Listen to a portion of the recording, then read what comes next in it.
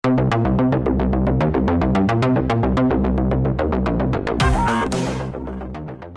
कैसे आप लोग? उम्मीद करते हैं आप लोग अच्छे होंगे। पढ़ाई लिखाई अच्छी तरीके से चल रही होगी।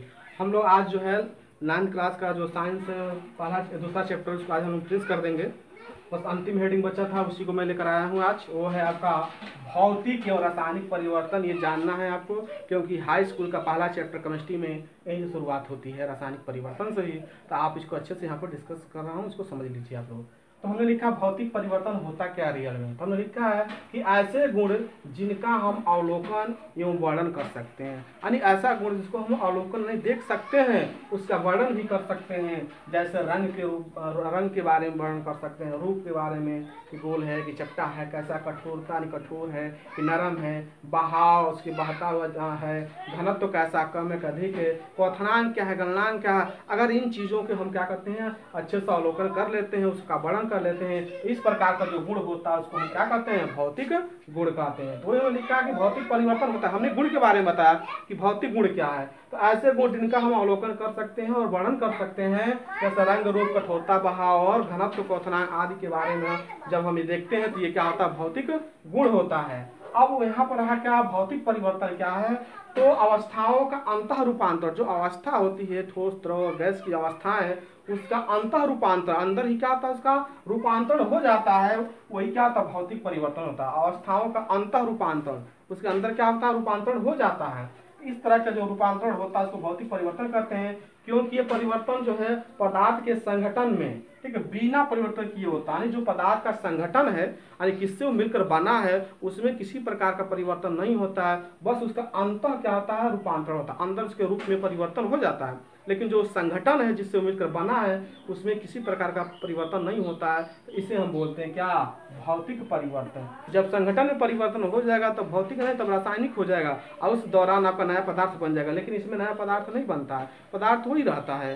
तो कहने का मतलब यह है, आप लिखे हैं कि अवस्थाओं का अंतः रूपांतरण एक क्या है, भौतिक परिवर्तन है, क्योंकि ये परिवर्तन पदार्थ के संगठन में बिना परिवर्तित किए होता है। जैसे यहाँ पर और उसके रासायनिक परिवर्तन में प्रकृति में कोई परिवर्तन नहीं, जो रासायनिक है उसका जो गुण होता है उसमें किसी प्रकार का परिवर्तन नहीं रहता है, वो ऐसा ही हमेशा रहता है। जैसे हमने क्या लिया है, बर्फ जल और वाष्प। बर्फ देख रहे ठोस अवस्था में होता है, जल द्रव अवस्था में, वाष्प क्या गैस अवस्था में। ये तीनों क्या है, जल ही है। और तीनों कंडीशन में इसका सूत्र हम लिखेंगे तो H2O लिखेंगे।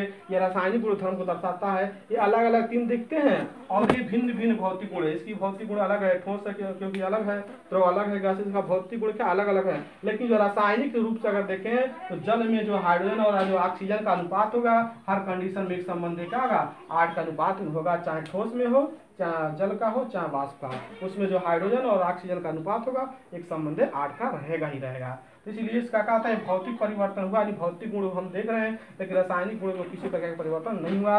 ये क्या है, भौतिक गुण को दर्शा रहा है।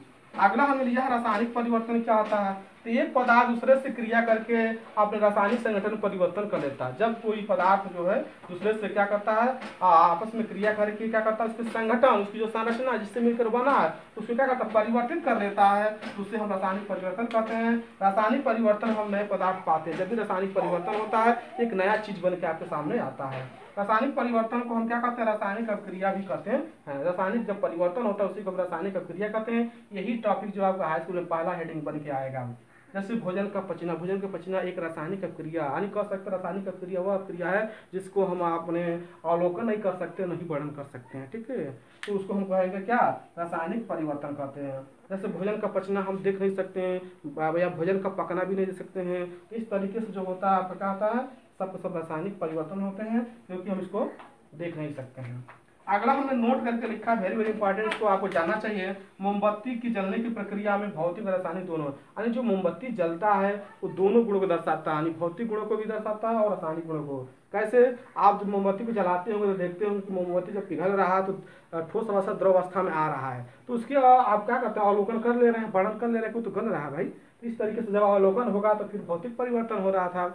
लेकिन जो वायु के साथ क्रिया करके वो जो प्रकाश दे रहा है वायु से क्रिया करेगा ना, बिना वायु की उपस्थिति में, ऑक्सीजन की उपस्थिति में क्या मोमबत्ती जलेगा?